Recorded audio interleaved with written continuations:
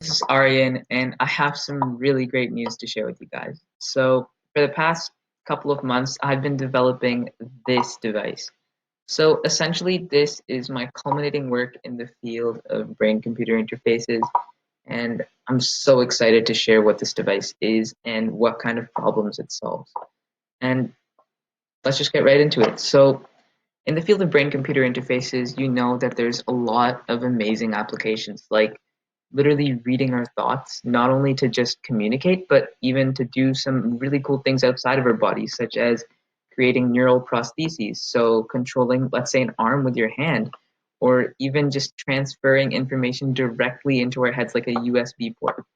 But there is a huge barrier to that. So the fact is that the main method of analyzing our brain signals, which in turn helps us analyze our thoughts, is a technique known as electroencephalography or EEG, which you probably might have heard of, or you probably might have gone through that procedure quite a while back, maybe.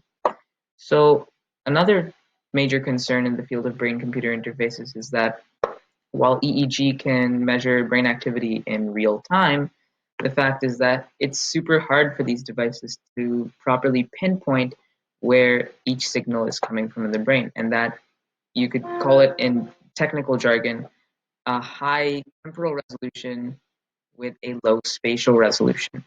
So the only other alternative to this in the field of BCIs is a method known ECOG or electrocorticography, which, if you know a little bit of Latin, literally means stitching in your brain. So that's not the best idea because it literally involves implanting a set of dozens and dozens of electrodes into your skull so you could get a more accurate reading. And on top of that, while these devices cost roughly tens of thousands of dollars, and the fact that these devices also have the trade off of having an extremely low temporal resolution, we're kind of caught in a catch 22. So that's probably one of the biggest barriers from my experience with talking with a lot of professors in this field to the development of brain computer interfaces. So to kind of bridge this gap, that's exactly what I've built this device for.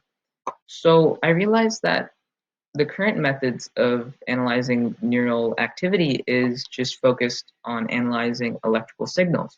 So I thought there has to be another way to analyze neural activity, and that's exactly what I found through a couple of hours of putting in research. So what I saw was that along with electrical activity that increases with brain activity, we also see an increase in hemoglobin. So just like any other part of the body, we see that whenever a certain part of the body is in high demand for energy, excess oxygen is sent to it, which comes in the form of hemoglobin. So the only question is, how do we accurately measure this?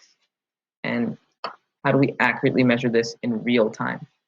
So that's what this device was built to do, and it focuses on a pretty simple principle, which is known as the principle of spectrometry. So essentially, how it works is when a known quality of light is emitted at a particular substance, such as the brain or really anything, by analyzing how that light reflects off of this substance, like the change in intensity, the change in wavelength, lots of different factors, essentially, what we see is that we can reverse engineer basically how that material that the light interacted with was made of. So it's molecular composition in a sense. So that can be really powerful when it comes to, let's say, quantifying hemoglobin levels. And this device was actually proven to be really effective at that. So the way I tested how this device could check hemoglobin levels in a solution was I created a 2 liter container, filled it with water, kind of similar to our brain because our brain is mostly just fat and water. I added the adequate amount of fat. And also what I did was I took animal hemoglobin, so just blood, and I extracted the hemoglobin out of it. And then I just started incrementally dropping specific amounts of hemoglobin into the water and dissolving it in. So what I found was that this device was extremely sensitive at trying to find specific little changes in hemoglobin levels. And that's exactly what we're looking for when we need a device to bridge this gap.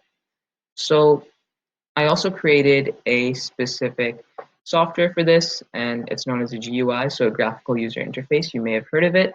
So basically, I can go over more detail into the software interface so you guys can get a better idea of how this device works. and get a basis of understanding for it. So essentially, I programmed the software in a semi-visual programming language known as Node-RED. And how this works is that all we're doing, you see this COM7 block over here. It essentially means we're taking data in real time from our USB in a 20 millisecond repeat. We have a block that's charting that, putting it into a bar graph in real time. We also have this artificial intelligence generated by a Microsoft Azure database, which is also a visual programming language. So essentially, I plug that in into this function known as a decision tree. That's the type of neural network that I'll be using for this. And essentially, after that, it's all just a template which makes a design for the software, as well as just some text that shows how much hemoglobin is present. So essentially, another thing that this device was capable of doing was pinpointing with really, really high accuracy. In fact, parts per 100,000, which is more than enough to succeed in clinical relevance. So it can look at hemoglobin in parts per 100,000 in that solution that I tested. Now, of course, this isn't the same as me directly putting this to someone's brain and analyzing their hemoglobin activity, but that is, of course, the next step for this device because it's shown such promising results as of now. I really think that it deserves the next step. And one more thing would be that this software is currently in the development of having a local save function where if you just press a button, all the data is saved in real time to a database which is constantly growing, and all of that data is saved to a text file in your own computer as well. So that's just a high-level overview of the software, and I'll just go over the value proposition of this device real quick. So on top of the fact that this device is kind of a middle ground for actually a service to most of the people who are in need of brain-computer interface technologies, the fact is that this device also has a lot of the features that are necessary for providing the adequate value and for also having a real impact on the people who need this device the most.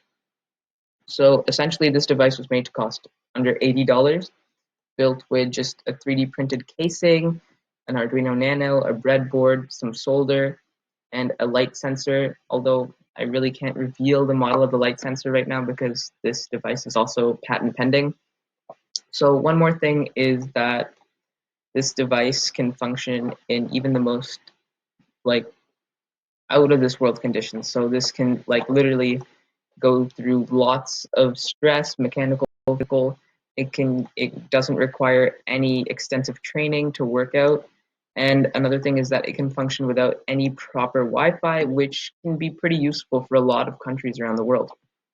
So I guess just to wrap it up for all of you guys, I know you guys may have a lot of things to do, so I'm just gonna be brief here. I really hope this device makes a huge impact in all areas of brain-computer interfaces, and I really want to keep you guys updated, so please make sure to drop a like if you want, subscribe, so maybe even turn on the notifications so you can stay in the loop.